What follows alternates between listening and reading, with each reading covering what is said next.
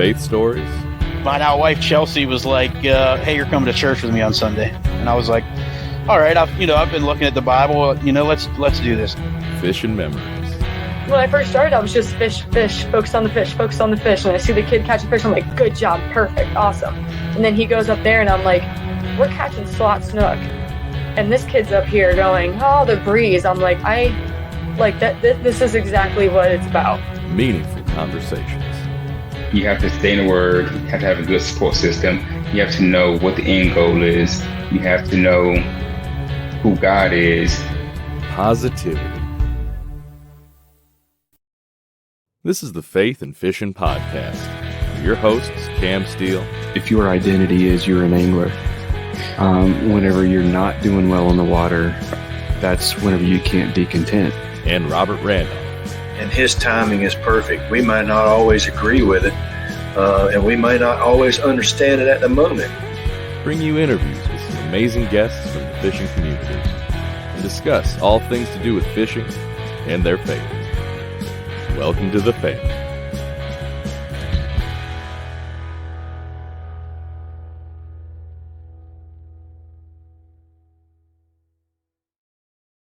Hey y'all, welcome back to the Faith and Fishing Podcast. I'm Cam.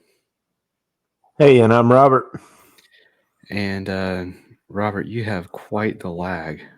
Yeah. Just a second. Yeah, so I was... All right, let's see if that fixed it. Try now. You still got a pretty decent lag. So we will see how it goes. But just soak it in, y'all that are watching on YouTube, because my co-host over here is sitting here with a better beard than mine. And it is looking right this episode. But Robert, how are you doing, man? Doing good. On a different computer tonight, so we'll see how it goes. We may have to pause it and let me mess with it if it's still lagging behind. But had a pretty good week, and just getting geared up for Lake Murray and looking forward to that. Didn't do any fishing, but hopefully we can get out this Saturday. Okay, I was getting ready to ask if you had been fishing because I know we had a big warm spell there for a while. Everybody except for me was so much happier. Everybody was talking about, oh, I'm so tired of the cold. I'm so glad that it's warm. It's so wonderful. And I'm over here like, I've been chafing for a week and a half. What are y'all talking about? Yeah. But yeah, we're back in that. This is what a normal North Carolina winter is. It's that, mid to upper 50s in the daytime and gets down, has frost on the windshield in the morning. So it's that sweet spot for me, at least. Everybody else was enjoying that 75, 77 degree weather we had over the weekend. But yeah, I'm looking forward to hopefully getting the kayak out Saturday. I say hopefully. I told my coworkers, I was like, I don't care if it's 10 below zero. Whenever I wake up Saturday morning, I'm going and taking the kayak out. So we'll see how true to my word I am. But yeah, I've got a plan in mind, and I'm excited to get out there. How about you, man? Yeah, I haven't figured out what exactly we're going to do. I know there's a couple of local clubs have a lake cleanup planned, but it's about hour and change drive. So not sure if I'm going to drive to that, but I'm definitely going to try to get out somewhere. I spent the afternoon connecting some foot steering to the NK 180. So I definitely want to get out and test that out. I kind of was missing that since I switched from the SS 127. I had foot steering on it with the XI3 on the front, and I really missed kind of the hands-free fishing because I was always fiddling with the rudder on the P127. So it'll be interesting to see if my feet are small enough for the pedals and the foot controlled steering, because it's kind of a tight fit, but I think it's going to work. Awesome. Yeah. Speaking of electronics, I I, I think it was Tuesday night. I went and I did my sonar pod for my Moken. So put it. I will say the 20 amp hour battery from Nakwa just fits in that thing. It does not fit all the way down in the bottom like I was hoping, but it does fit. So I'm going to be able to run my fish finder and my my USB port off of that. Got a nice Nakwa dual port USB charger there. So be able to run the camera off of that and charge my phone if I need to, all that good stuff. So Yeah, I'm looks cool. pleased with how it turned out. Yeah, you sent me a picture of it out, and I definitely am jealous of the way it looks. I'll be interested to see the video when it comes out. So yeah, it looks good. Yeah, I set up my Tacticam and it had a SD card error, so I recorded it on my phone. So we'll see how it ended up. But I mean, there's nothing wrong with the camera on the phone anymore. That's for sure. Oh yeah, and sometimes like I said it in the last episode, some of my worst videos are my best, most viewed videos. I guess not best, but my worst videos are the most viewed. It makes no sense to me, but it is what it is. Yeah, for sure. And that I have a feeling it will be something we talk more about with this week's guest, because this week's guest is I'm gonna call him an up and coming YouTube angler and kayak angler that we're excited to talk to. So let's say thank you to Get Outdoors, and then let's get our guest in. Get Outdoors Pedal and Paddle is one of the largest canoe, kayak, and cycling retailers in the Southeast, with a huge selection of kayaks, canoes, bikes, and all the accessories needed to experience paddling and cycling comfortably and safely. Get Outdoors helps to expand and educate the paddling community through their free demos held on local lakes in the Greensboro, North Carolina area, and through in-store clinics and on the water courses and demos, and will even get your new boat rigged up for kayak fishing for you. Stop by the shop in Greensboro, North Carolina, or visit them online at shopgetoutdoors.com to be wowed by their selection. All right, so this week we have a guy who last year he showed up on our Faith and Fishing Facebook group, and I am so glad that he did, because we are not the best in the world at keeping conversation going there, and we needed someone who was going to be active up there and really keep conversations going and everything. And he has really done that. And I've been watching a few of his videos lately, and I'm liking what he's got going on. And we are excited to welcome Chase Carlock from it's Southwest Indiana Outdoors. Welcome to the show, brother. Hey, thank you guys very much for having me on.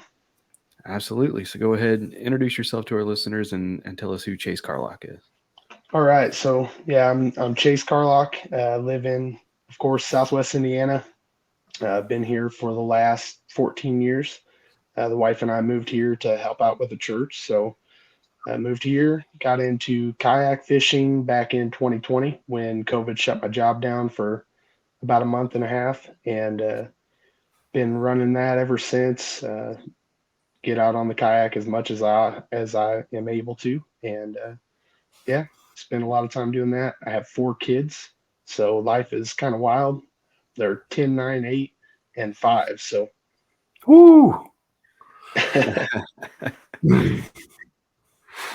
Man. All right. So you said you moved down to help out with a church. What do you do with the church? So I was helping out with a small church, was a youth pastor out there. We actually have just recently moved to another church over the last year, and have seen a lot of growth amongst our family, which has been amazing. Awesome. So I always ask, anytime we have somebody on the show who does anything with youth ministry, what is your favorite age range to work with? Oh, I mean, I would have to say here lately, I've been pretty blessed to be around a lot of kids that are in the teen years, which has been something that I didn't have a lot of experience with in the past. Most of my time with youth, I've been in the younger range, with about 12 being the oldest. So lately, I've been working with some kids that are a little bit older, and I've really enjoyed that. Okay, absolutely. All right, man. So go ahead and introduce us to Southwest Indiana Outdoors. Let's talk about the channel and how that came to be and what kind of videos you got up there. Just give us the whole rundown, man. All right. So started out with a GoPro, picked that up, would have been in 2022, probably, I think, about mid-year that year, and recorded quite a bit of footage and just didn't feel comfortable on the camera. So recorded a lot of footage that ended up just going straight to the delete file, and spent some time recording, decided finally to make my first video and posted it early 2023. And from there, I just decided to dig in, whether I liked the looks of the footage or not. I said, hey, I've got to start somewhere, right? And continued working, and throughout the year started posting more frequently and seen my channel go. Like I said, I think my first video I actually posted right at the end of 2022, and then throughout 2023, I think I posted a total of 60 videos, full length, and then quite a few short form, and saw my channel grow from 0 subscribers up to 1,000 right at the beginning of January. That's That's awesome.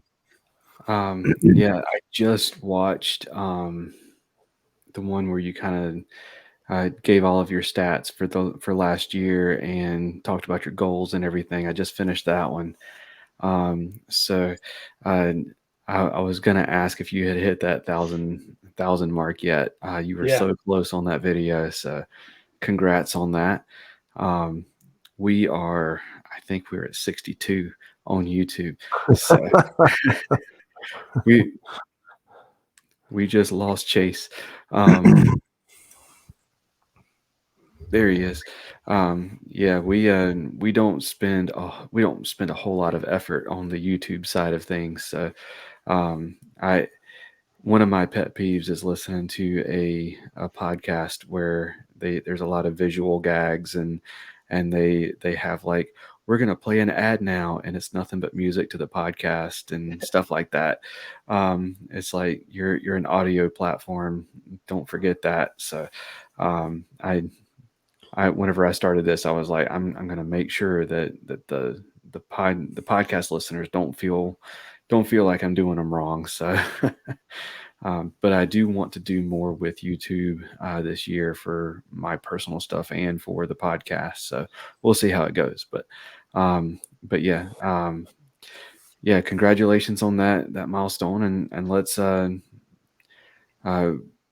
when was it that have you gotten to the point where you feel comfortable on the camera yet? No, not even close. I can say more comfortable, but not even close to being there. I still, especially videos where I talk a lot, I have a really hard time putting those together, editing them, and being pleased with it. So that's been a big struggle for me. Fishing videos, I don't feel too bad. I know I've got to get more. I've got to talk to my audience a little bit more in my fishing videos, but sitting down and recording like this situation, I have a really hard time watching myself, going over and listening to it. So yeah, it's Okay. something that I'm breaking myself out of that shell by force. Yeah, and that's just something I think we all struggle with that. And I re-listened to our podcast from last week today, which I normally don't do, but it just came up in my feed, and I was like, you know what, I'm going to listen to that. And I think it's good though to go back and listen to it and watch your videos, and I do that with my videos as well. And I pick out the things that I don't like, and the last episode, I'm like, oh my God, you're going on and on and on. Shut up already, dude. And, it's just like, you have to go back and you have to give yourself constructive criticism in order to Yeah. get better, and you go back and you look at some of these guys with 100,000 followers, go back 4 or 5 years ago and watch some of their first videos. And it's like, oh my gosh, they have come so far. And, and I see that in my own videos too. I still have a long way to go. But congratulations on the 1,000, getting over 1,000 subscribers. And one thing that I noticed and I played around with quite a bit in 2023, and then I got busy at work and kind of fell off the wagon of posting stuff, but I was in a pretty good habit of posting a lot of shorts. And I see that your channel, you have a ton of shorts, and I was gaining subscribers like crazy. On the flip side, though, I was getting the subscribers and I was getting a ton of views and stuff on the shorts, but I couldn't figure out how to convert them to the full length videos. Are you seeing some of that? And if you're successful, how do you get them to convert to watching those full length videos?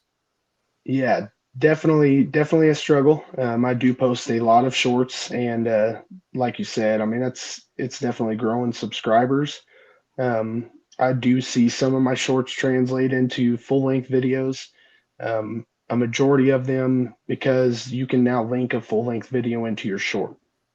So Okay. going through and linking that full length video in sometimes pulls some views. I'll say I get minimal views directly from a full length video, or from a short.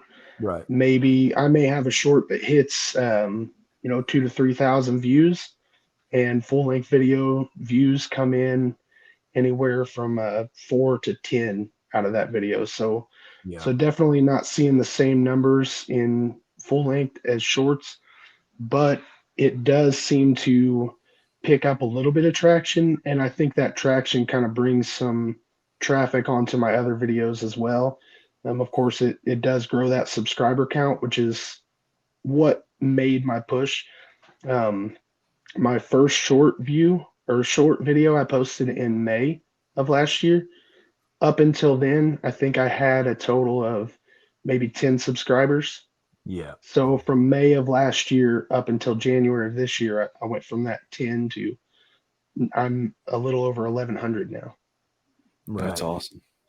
Yeah. I guess I kind of got discouraged with the shorts because I was getting, I think last year when I started posting, I had like 150 subscribers, and I started posting, did it pretty regular for a couple months, and it grew almost not doubled, but I think I gained like 80 in a month. And I'm like, huh. Yeah. And then I started looking at the metrics, and I'm like, well, I'm not converting any of this to watch hours. So that's something I need to figure out. Maybe that linking it, like you said, will help me do that too. And really, I think your consistency is the key, as is to anybody. And that's one thing I struggle with too.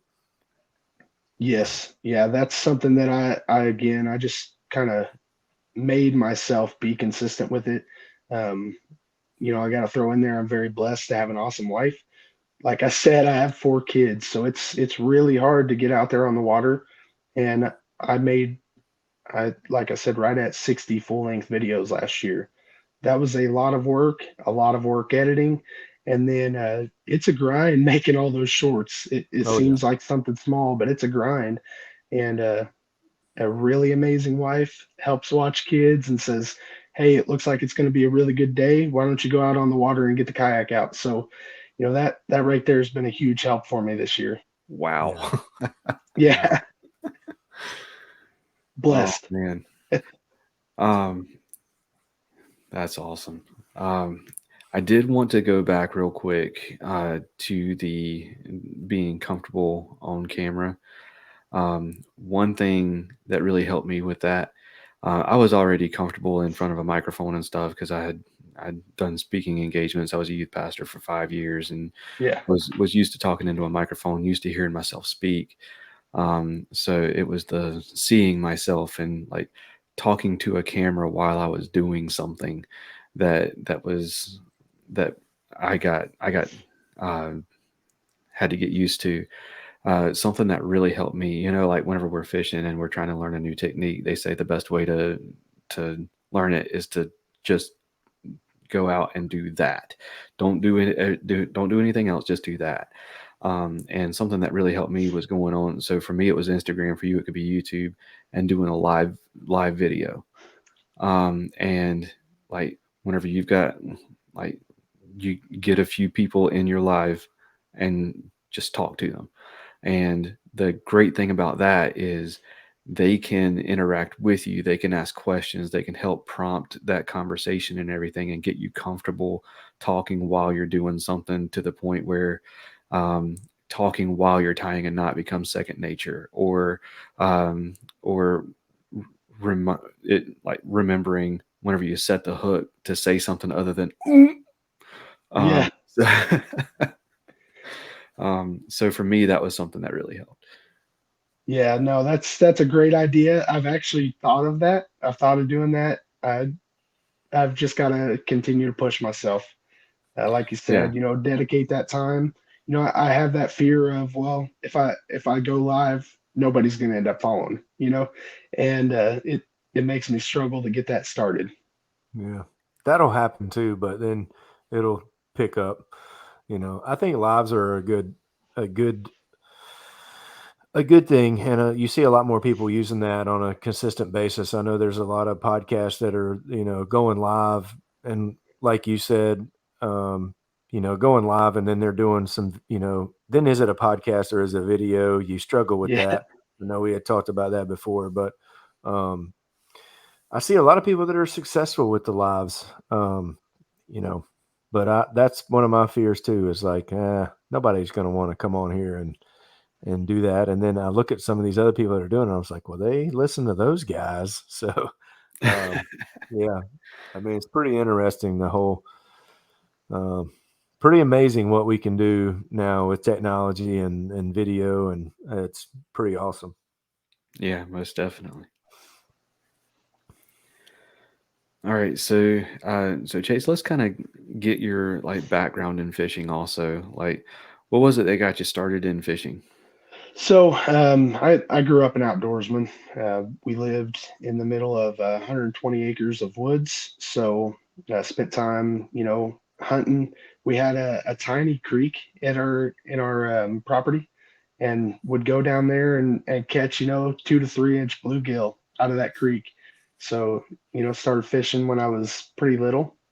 My dad has been a cat fisherman for a very long time. So we lived close to the Kaskaskia River in Illinois, and it's known for big flathead catfish. So we'd go out and catch flathead catfish on the weekends a lot. We actually ended up having a river camp for a few years, and on the weekends throughout the spring through about late fall, we would spend almost every weekend out there fishing. And yeah, went from there. So one day I decided to pick up an ultralight rod and caught a few crappie, and just it just turned it around for me. That became my passion. Started, really fell in love with ultralight fishing, and especially crappie fishing. And for the last probably 10 to 15 years, that's been my thing. I love crappie fishing. I do that as much as possible. I know you guys call them crappie up there, but we call them crappie. And yeah, so do that as much as possible. And then last year, really, I'll say, watching YouTube. I watch a lot of YouTube. I watched Greg Blanchard's videos over the last couple of years, and seeing him and the camaraderie that he had. And I know you talked about this on your last video, Cam, but the camaraderie he had during some of the bass tournaments. And I was like, man, I don't know how to catch bass, but that looks amazing. So why don't I go out and learn? So I started out my first tournament I did last year.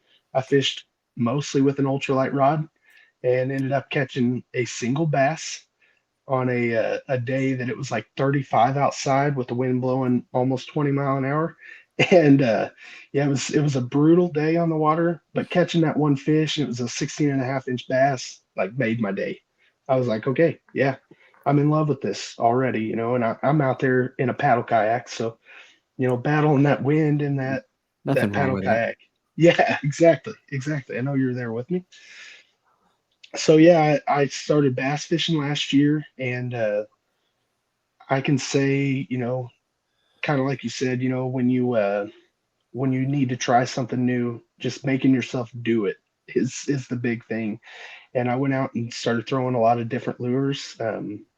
Happened to run into, again, on the camaraderie side, ran into a guy during a bass tournament, and he said he had been catching bass on a crankbait. So I said, well, I've got a crankbait sitting here on the console of my kayak right now. I said, but I've never caught a bass on a crankbait, never in my life. And he was like, tie that on, and it'll turn your day around. And I'd had a bad day, no bass in the boat. I think I'd caught like 4 crappie that morning, and we were probably about 2 hours to lines out, and tied on the crankbait. 5 casts later, caught my first bass of the day, and then ended up catching two in that tournament. But it was on lures that I'd never caught a fish on before. And from there, I just continued saying, "Hey, I'm going to start throwing something I've never thrown before until I start becoming confident with it." And I started catching bass on chatterbaits, spinner baits, which is something that I still struggle with pretty much. But it seems like when I catch one, they're good. So yeah, just that was, I think, the big thing that I learned last year is making myself versatile made a big difference. Absolutely. Robert is your spinner bait guy. Oh yeah. Spinner baits are clutch, and you are correct. Most of the time, you don't get. Well, me, I'm the same way. I don't get as many bites, but usually when I do, it's a good one. I like to run the spinner baits down riprap. You can find some big chunk rock and stuff like that. That's where those things really shine. But just so you know, crappie is the correct way to say the name for that fish, and because where you're from, I'm not far from you. I'm taking it you're close to Evansville, around Yeah, in there. yeah. Yeah. So I'm originally from Clarksville, Tennessee. So just right down Okay. I-24 Yeah. from Evansville. So I fished that area a lot growing up, and Kentucky Lake Barkley, that whole area. So crappie is correct, and now you just opened up this year with the bass fishing deal, like 100 more rabbit holes. So you got the crankbait rabbit hole, spinnerbait rabbit hole, and it only just keeps, yeah, there's just more rabbit holes. You fill up one, and then three more pop up, and it just, I don't know. It's exponential how fast you get into different things, and kayaks, and I don't know. It doesn't end. So we kind of talked about that last episode too, with the craziness of some of the people's electronics and stuff. But Yeah. that's how it all gets started. So it's pretty cool to hear people's stories about that, and cool story of the transition from catfish to crappie to now going down that bass tournament rabbit hole, and it's pretty cool. Well, I think that Robert, you're fired. I I can deal with you saying crappie, but I can't deal with you saying that it's correct. No, but yeah, I agree that. So I'm a multi-species guy too, and I always go out and I'm like, I'm gonna do multi-species fishing this day, and I go out and I'm starting to load up, and I'm looking over at the bass gear, and I'm like, I'm gonna throw a square bill today. Um, but yeah, so let's dive into your faith too, man. So I know you said you've worked as a youth pastor and everything, but let's kind of give us your faith story. What is it that you believe, and how'd you come to believe that, man? Yeah, so I'm apostolic, was raised that way. My grandpa was my pastor for the first 21 years of my life. So had an awesome, small country church that I grew up in.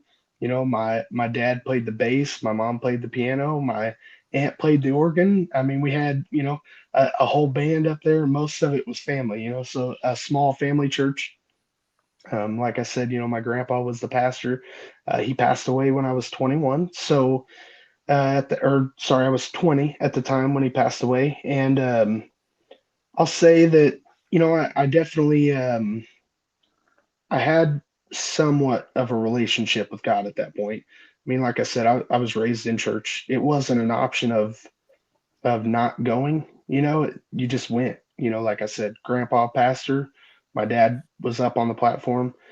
I just knew I had to be there, but I didn't have a true walk with God, and I think that's the big thing that changed. Especially when my grandpa passed away, we had it was a struggle for a small church, and I think that it made us stronger. We really had to press in and fill a gap that he had been filling for a long time, and through that, I started, deciding that I needed to make some changes in me. I had a lot of anger issues when I was younger. So, decided that I needed to make some changes in my life and started to more dedicate my life to God and made some pretty major changes. And then, ultimately ended up giving my life to God and have, can't say I haven't strayed multiple times since then, but I feel, so much closer than I was as a kid, to him. That's awesome. Go ahead, Robert. You look like you were about to say something. Oh Okay. no, it's when he was talking about daddy played bass and mom played piano, and I was just thinking about because I grew up in Southern Baptist church too, and Yeah. his daddy played bass, mama sang tenor, me and little brother, we just joined right in there. Yeah. So that made me chuckle, and so it's pretty cool when and a lot of your story and my story are the same. My grandfather was you say pastor, but my grandfather, I've said it before on here, was a preacher, and there's two different two different things. That he definitely was a preacher. Um, but it's the same thing. You brought up in churches because it's just what you do on Sunday, and you don't Yeah. really realize until later on and get that relationship, and and then you figure out all the stuff that you learned and listen, or you listen to, but you may not have learned, and you didn't really take in the way you should have when you were younger. And then a lot of that stuff comes full circle as we get older, and it's really cool when you start seeing your kids. So um, uh, Cam has one kid with another on the way. You've got four that are quite a bit younger than mine. I have three, but then when you see those three start making that turn as they get older, my oldest is now 20. So we get 20. My daughter's birthday is tomorrow. She'll be 18, and Ryder's 16. But my oldest is starting to figure some things out in the last few years, and it's pretty cool when you see that come full circle with your kids, and just pretty cool to watch. Yeah, that's definitely something I'm excited about. Like I said, I knew I was raised in it, my kids are raised in it, but one day they're going to have to make the decision themselves. And that's, you know, as long as I'm reflecting that correct light, then they've got the best decision to make. So that's the big thing, living it in front of them, showing them what it's like to live this kind of life, is definitely the way to convince them what it's worth. Yeah, most definitely.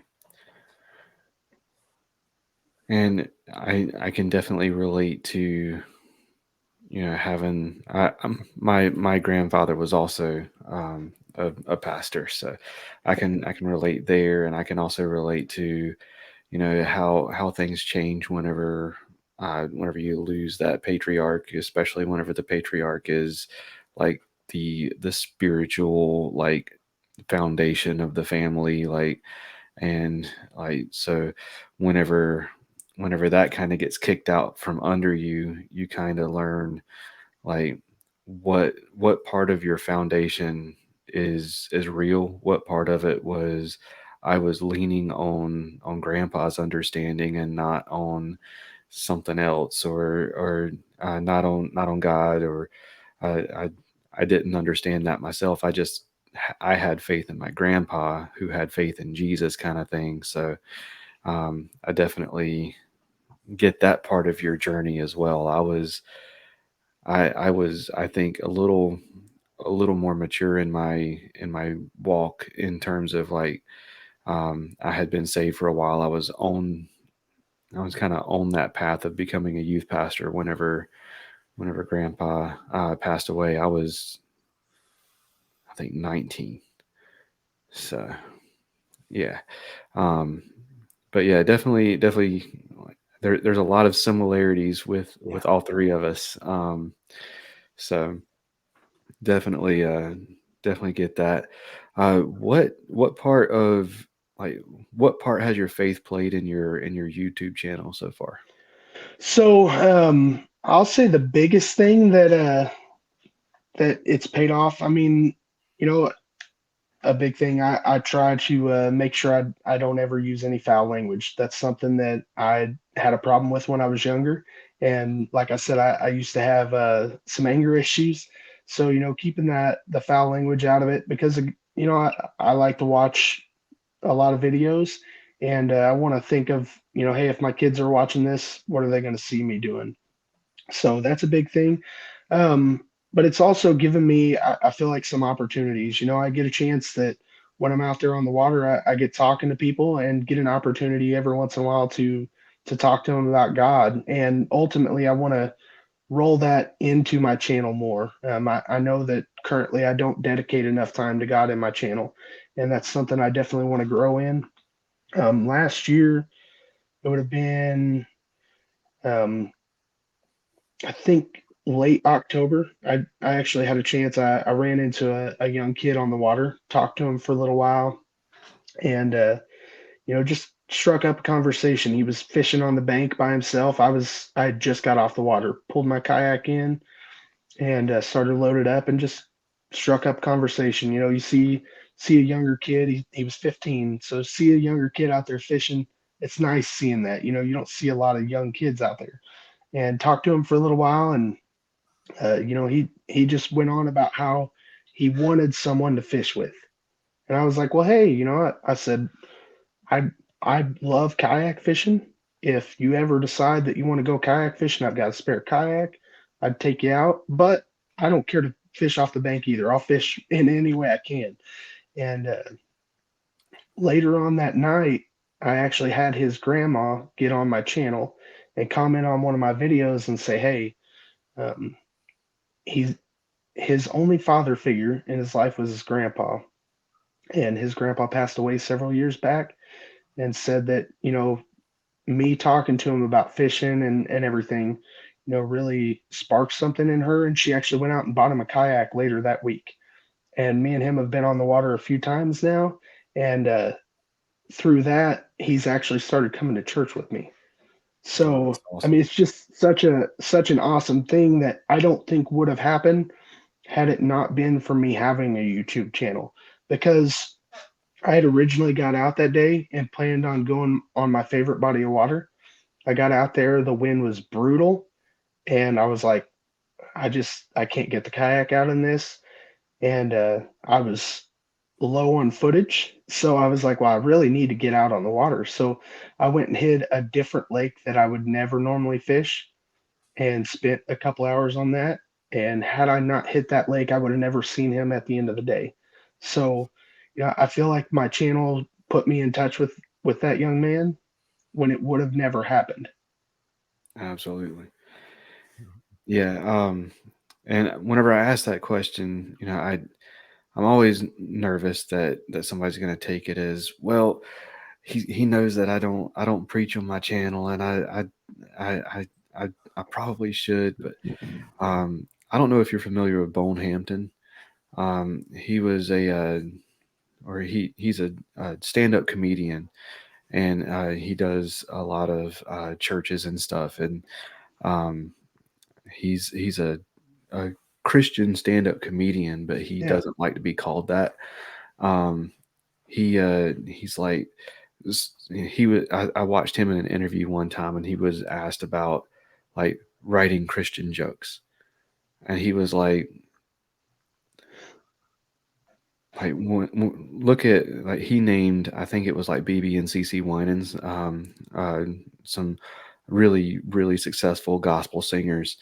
He was like, you look at them and they don't focus on writing Christian songs. They focus on being the best songwriter and the best singers that they can be, and God shows up in their music because he is inside of them. He's like, I just focus on writing the funniest jokes that I can think of, and God shows up in those jokes because he is inside of me. And that was, at the time, I was playing in a band and I was struggling writing Christian songs. And that was something that really helped me. Was it kind of took that pressure off, and it was like, just focus on writing the best song that you can write, and God will show up in that song because he's inside of me. And what I create is going to, like, he's going to be there.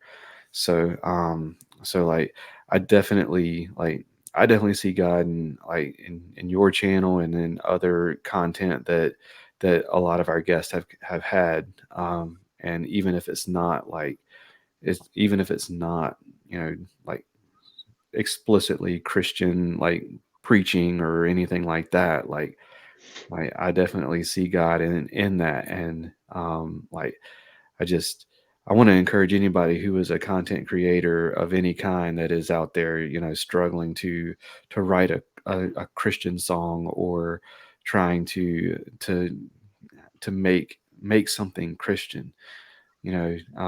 Just focus on doing the best you can at that. God's going to show up in it because he's in you. Yeah, that's absolutely. And, it's just like you said, you would have never been in that spot to connect with that young man. And, the fellowship of what we do on the water, and before tournaments, after tournaments, and even the podcast talking about fishing, it brings people closer together, and it always brings, some people closer to God, whether that's the intent or not. I feel like if you live your life in the best way possible, and you're close to God, then that's going to show through, and people are going to ask you, like, hey, what are you doing? Like, you're always in a good mood, and you don't seem stressed, or it's, well, you know what, I'm not always in a good mood, and I do get stressed, but I also have an outlet for that, and talking and praying, and and that's the outlet that a lot of people don't have. And that's, what a good outlet fishing is for that too. It relieves stress, and just like the song says, that's where I talk to God. Yeah. Yeah, and I'll say what you just said. I mean, it's spot on. I had someone comment on one of my videos recently. It was my last tournament of the year. I ended up losing, I think, a total of 4 fish that would have scored in that tournament. And you know, I mean, we can get, and I'm not going to say I didn't get upset. I definitely said, oh man, I can't believe I lost another one. I needed that fish, but I stuck with it throughout the whole day. I ended up only catching 4 out of 5, but I overall had a pretty decent tournament because I stuck with it. I made myself stick with it no matter what. And I didn't let myself get in my own head. I didn't turn negative. And I think it is, God is out there with us, especially when we spend time. I mean, nothing like spending time in his creation. He's out there with us. And if we just open our eyes to what's going on around us, we'll see him in a lot more things. Absolutely. All right, man. Well, there are a couple questions that we always ask all of our guests. And you are no different. So we are going to ask you too. So what fishing story or memory means the most to you? So I've been thinking about this one because I do know that you guys always ask this. I have a lot of good fishing stories. Of course, growing up fishing with my dad is a lot of good memories. Um, my boy caught his first fish out of the kayak earlier this year, or this past year, that is. And that was good. But I have to say, I think my favorite fishing story, and I have a video on my channel where I took my youngest son and my oldest daughter out fishing, just me and them. We fished from the bank, and she had cast out this little bitty crankbait. I mean, it was probably 1.5 inch crankbait, and she was reeling it in slow, and she's seen a fish come up and try to get it, and she pulled it out of the water, and she said, "Oh man," she said, "it almost got it, Dad. It almost got it." And then I watched her on her next time she cast in there. She had seen where that fish had come out of the grass and almost hit that lure, and she slow reeled it in and got it right in there, and then kind of worked the lure right there, and all on her own caught that fish. The fish came back and grabbed it. And she was like, I got it, and seeing her do that, my kids have caught fish on worms and stuff like that, but seeing her work that little lure and pick that fish up after she had missed it the time before, seeing her be able to read that and come back and catch it, it was just exciting. That's cool. Heck yeah. That's awesome. Yeah, well, you already told us a couple of stories about this, but what are you usually talking about out on the water if you're fishing with people? What kind of conversations do you like to strike up? Yeah, so I of course fish alone a lot, fishing out of the kayak, fish alone a lot, but I mean, obviously if I've got my kids out there, I like to tell them stories about times that I've been on the water, obviously good days on the water and sometimes the bad days on the water. Um, Fishing with that 15-year-old that I've fished with a couple times now, just getting out there and talking to him about the outdoors and getting some more experience. Again, not many kids that age are spending time outdoors. Most of them spend a lot of time behind a screen nowadays. So getting out there and talking about the outdoors. Again, I grew up hunting. I love hunting, and talk to them about that too, and say, hey, if you enjoy fishing, there's more for you outdoors. There's so much more that you can do. Absolutely. All right. Well, we are going to move into our What's Your Favorite segment. It is self-explanatory. We're going to ask you your favorite in a few different categories, and it is powered by Nakwa Adventure Gear. And we are going to get that started. It's time for What's Your Favorite? Powered by Nakwa Adventure Gear. Power that fits in the palm of your hand.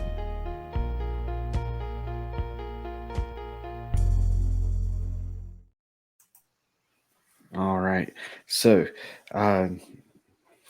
again, Nakwa Adventure Gear. This is the 10 amp hour battery. Like he said, power that fits in the palm of your hand. This thing, it powers my cameras all day, and it's I think the 10 amp hour battery weighs 2 pounds. So going from a sealed lead acid battery to this guy made a huge difference in the weight in my kayak. So definitely check them out. And I tell you what, if you are interested in Nakwa Adventure Gear, email info@nakwa.com and say, hey, Heidi, Faith and Fishing podcast sent me to you, and just see what happens. I've been told that something amazing might happen. So definitely check that out. I think I'm looking at putting some batteries on my boat. So Perfect. Absolutely. And they've got all your connectors and lights and all that stuff too.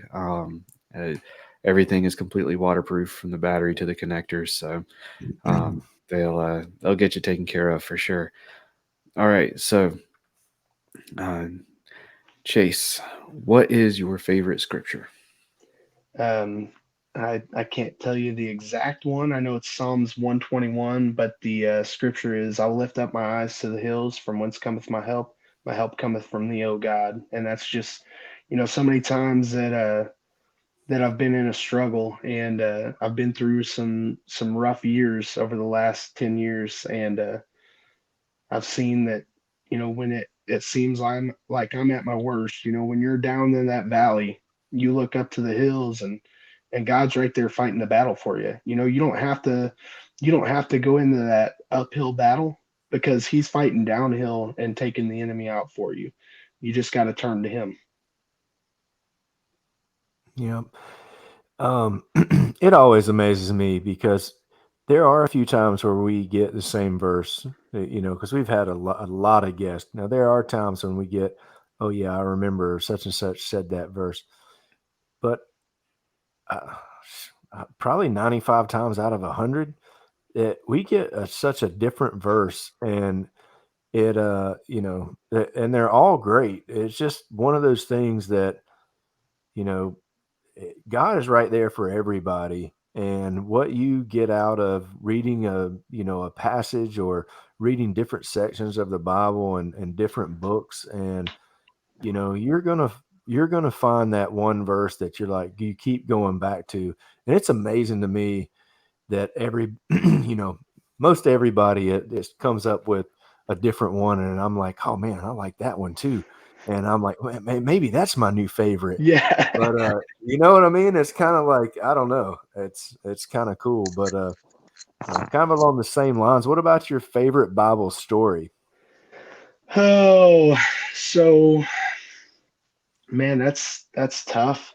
Um, I mean, you can't go wrong with the story of Jesus dying on the cross for our sins. I mean, that's definitely got to be ultimate favorite. Um, I'm a huge I'm a history guy, and I like battles. So, David is a warrior.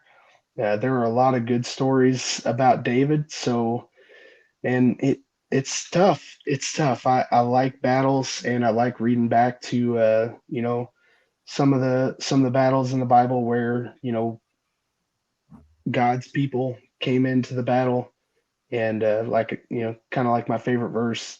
It's that tough battle to fight, but when they actually give it to God, they end up winning. Absolutely. We do get a little bit more of duplications on that one, but there's still a huge variety Yes, on that there one. is. And like everybody who like says the same ones, they all say the same one for a different reason. So that's cool. Um, all right. So your favorite fish to catch? Favorite fish to catch is still crappie. So Nice. favorite fish to catch is crappie. What about your favorite fish to fish for, to try to fool and trick to get to bite? Man, I will say that again, I've never been a bass fisherman until this year, but I'm gonna say that it's definitely changed this year. It's been a blast learning to bass fish. So yeah, I'm leaning that way. Absolutely. I All thought you right. might say that. So your favorite fish to eat? Hands down, flathead catfish. Okay. Did not see that one coming. I was not Hands expecting down, that one. hands down. Okay. How do you cook your flatheads? And what size flathead is the best size to eat? They're all good. I've eaten 60-pound flatheads, and I've eaten 5-pound flathead. They all taste the same. Pure white meat. They're not a bottom feeder. They don't just eat dead fish. Flatheads are big on eating live bait. So that's how we catch flatheads when we fish for them. And yeah, so their meat is pure. It's white and super flaky. We usually cut it up into chunks. It'll be, about a 4-inch chunk by probably 2 inches. So, a pretty good chunk of meat. And, you get a big flathead, you can get a lot of meat off of them. And fried up, I gotta say, fried up with some Andy's fish breading. That's by far the best. Got to go with the Cajun style, a little bit of spice to it. Okay. Some hush puppies on the side. Yeah, yeah, can't go wrong with that. Yes, sir. Yes, sir. All right. So we don't need GPS locations or anything like that, but what is your favorite body of water to fish? So we have some strip pits not too far from us over in the Evansville area, and I like to fish those. I'll say they are some heavily pressured waters. If I go out on a weekend, I might see 30, 40 boats in the big lake there, and that's a lot on that little lake. Um, Even the one that I like to fish the most, you can't go very far without running into another fisherman.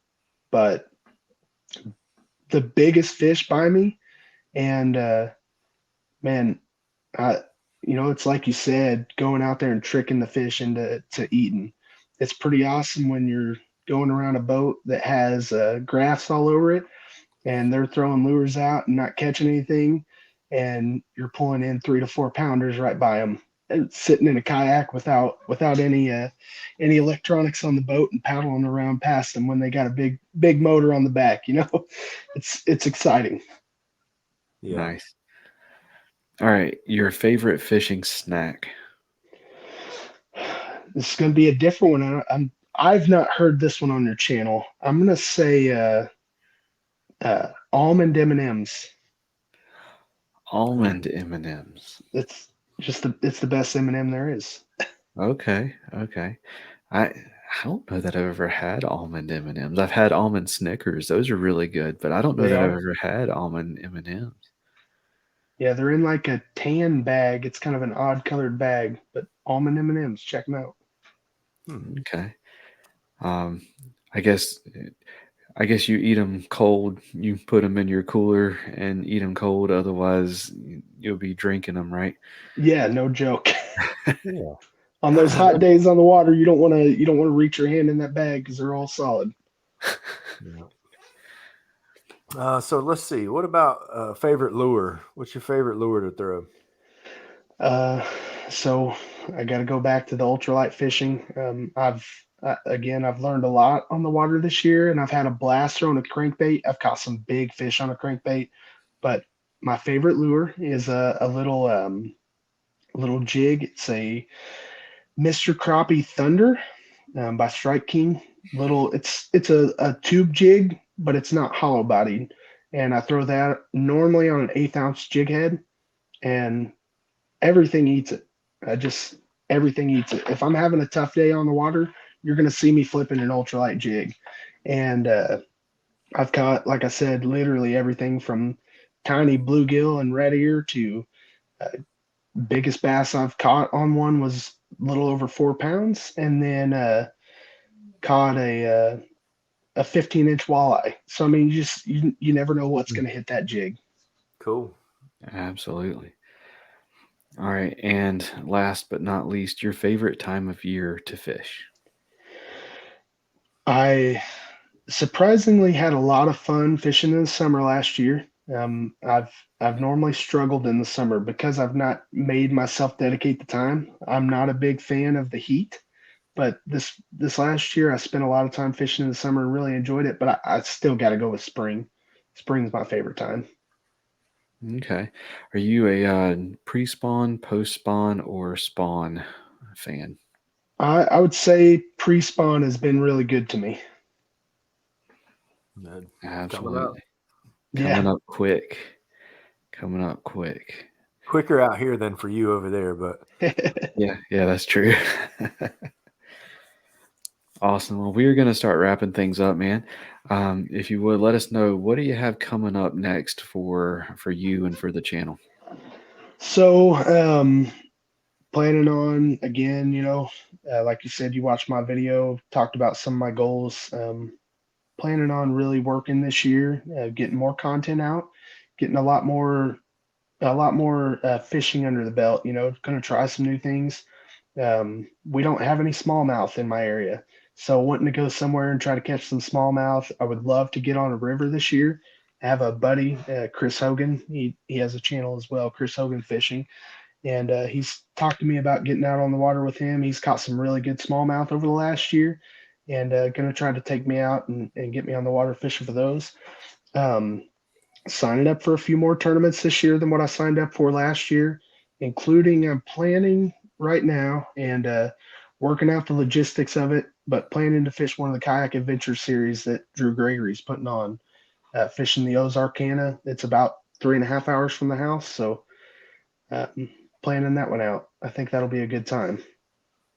yeah, I agree with that. I think that series is going to be good. So I'm interested to see if I can squeeze one in, even though they're not really coming super close to us. But yeah, I think the closest one may be Georgia, and that's still quite a haul. So I don't know if I'll make it to one, but I'm going to try to. Yeah, for sure. And shout out to Jay's Jigs. They're right there near the Lake of the Ozarks.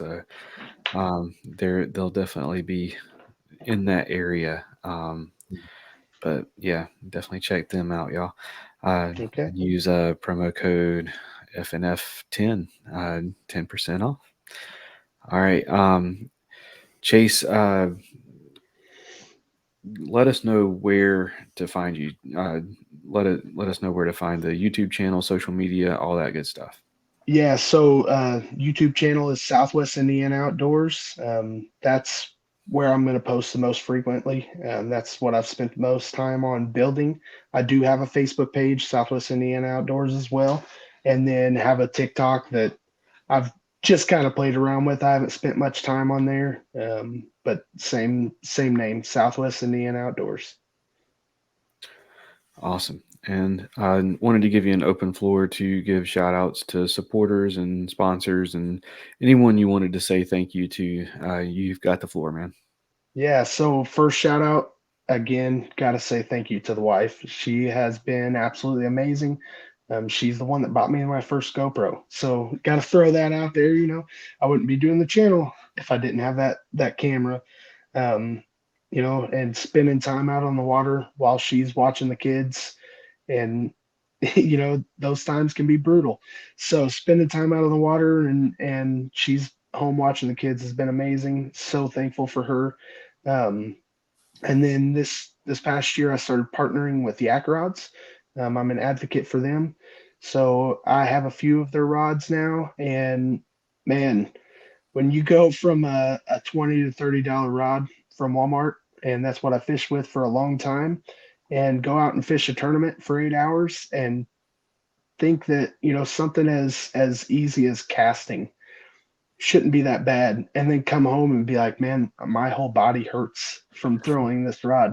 And then you upgrade to a rod that is a little bit higher class.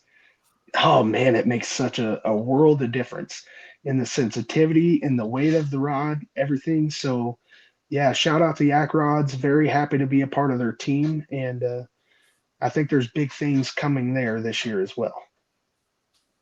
Awesome. All right, man. Well, Chase, thank you so much for coming on the show. I've definitely enjoyed it, and I'm looking forward to getting caught up on more of your videos and content, man. Yeah, Hey, thank you guys very much for having me. appreciate it. Yeah. All right. Well, Robert, what'd you think about this one, man? Oh yeah, man, it was good. It was good. And the whole time I'm sitting here and just thinking about all the things that were going through my head before we started. And then I'm like, in the intro and this housekeeping stuff, I didn't talk about any of this stuff. But the Hobie just ended last week, so I'm going to put it at the end. I'm still going to talk about it real quick. But the Hobie and the Harris chain had two North Carolina guys that blew it out of the water the first day. Didn't quite follow it up on the second day, but man, two of the biggest bags ever caught in the Hobie BOS. Well, one of them was the biggest bag ever. It set a new single day record. But Hunter Hernandez and Wham Fishing, and his name is going to escape me now, but Wyatt. Wyatt Hammonds. Yeah. But shout out to both of those guys for representing North Carolina, and what a fun weekend to watch Tourney X. Man, I was definitely on monster there. fish. Yes. Monster fish. A ton of big fish caught, and one of the guys caught like a 13.5 pounder in practice. I mean, yeah, that was about the ugliest bass I've ever seen, though. That bass looked like he was mean. That was like a mug shot of a bass. He looked like he was going to prison for life. But what a fun weekend to watch that. And then this week, which once this airs, it'll be next week. But I'm still gonna pick on the MLF a little bit because you know what? I was ready. I was pumped up to watch that first round, and that was part of the cutbacks, and there was no live coverage of the first round for Group A or Group B. And then today there was live coverage, but I didn't watch it. You know what I watched? I watched the NPFL, their day one, because they did have day one coverage. And let me tell you what they did. So the same thing. They're a smaller group. MPF is smaller than MLF. They don't have quite as much money. But what did they do? They put 3 live cameras in the boats, no announcers, there was no cameraman in the boat. They were just stationary GoPros or small cameras. Don't know what kind of cameras they were, but it had good picture. And they put one in David Fritz's boat, Shelton's boat, and I forget the third angler. But man, I had fun because those guys commentated their own days. And, I was working, so I just was, catching it on and off, 10 minutes here, 5 minutes there. But, what a great idea to save money, not have to, commentators weren't there. You didn't have the camera crews. They just turned it on and let it roll the whole day. And I think there's a lot of value in that, and MLF can take some notes from it. So I was impressed with that this week. But those are the only couple things I wanted to touch on. Bassmaster signups are over 100. Hobie at Sam Rayburn's coming up. I think they have around 50 signed up. So getting everything cranked up. Absolutely. And one last thing, going back to that Harris Chain event. That was the closest we've ever come to the 26-inch board not being long enough. Yes. Dude, it was like, I thought it was. There was one that was 25 3/4. Yeah, 25 the longest fish 3/4. ever turned in a Hobie BOS. Yep. Well, did you see Hunter's board? He had the larger one. So that dude was on his lap, and there were several comments like, I can't believe that dude has that on his lap. And I'm like, there's nowhere else to put it. I think the longer board I think they're 32 inches, if I'm not 32. Yeah, I've got one. 32. Yeah, so he had the big board, but that 26-inch board, I was like, man, I mean, those fish just made those boards look so small. I mean, it looked like a daggone just a regular ruler that you would use in grade school was how small the catch boards looked. It was crazy. Yeah, and for those of you listening that are, younger than 25, that means elementary school. What did I say? Grade school?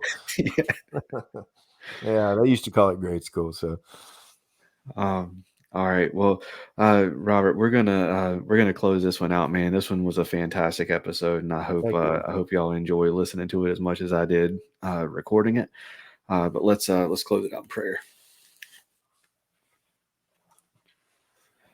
God, thank you so much for Chase and what he means to so many people, and what he is doing with his YouTube channel, what he's allowing you to do through him.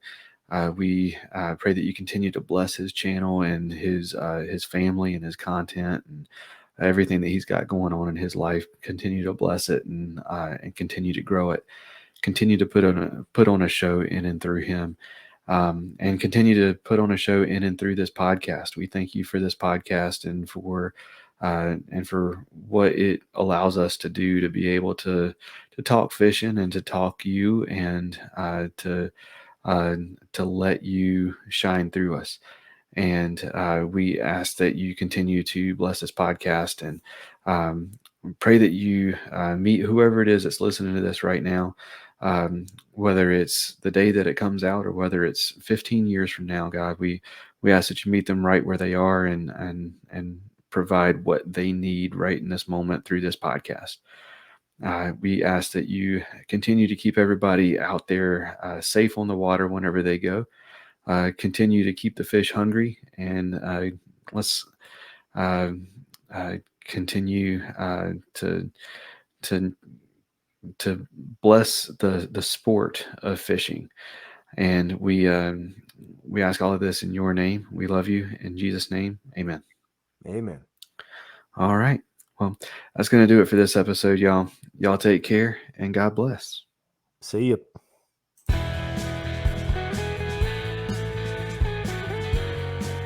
Thank you for listening to the Faith and Fishing podcast. Please consider supporting those that support us. Jade's Jigs lead-free finesse tackle. Use promo code FNF10 at jadesjigs.com for 10% off. Save your outdoors. Stop losing your gear. Use promo code FNFP15 at saveyourautdoors.com for 15% off. Omnia Fishing. Check out Premium, Premium Pro, and their Ambassador program. Use promo code FNF10 for 10% off at omniafishing.com. And if it's your first order, use promo code FNF15 for 15% instead. Mr. B Lure Company. High-quality handmade baits made right here in the U.S. MrBLureCompany.com. Use promo code faithnfishn pods for 15% off your first purchase. Get outdoors, pedal and paddle. Check them out at the shop in Greensboro, North Carolina, or at shopgetoutdoors.com for all your paddling and cycling needs. And Nakwa Adventure Gear, lighting, power, and all the connectors at nakwa.com. Please rate, review, subscribe on whatever app you're listening on. That's going to do it for this episode. Y'all take care and God bless.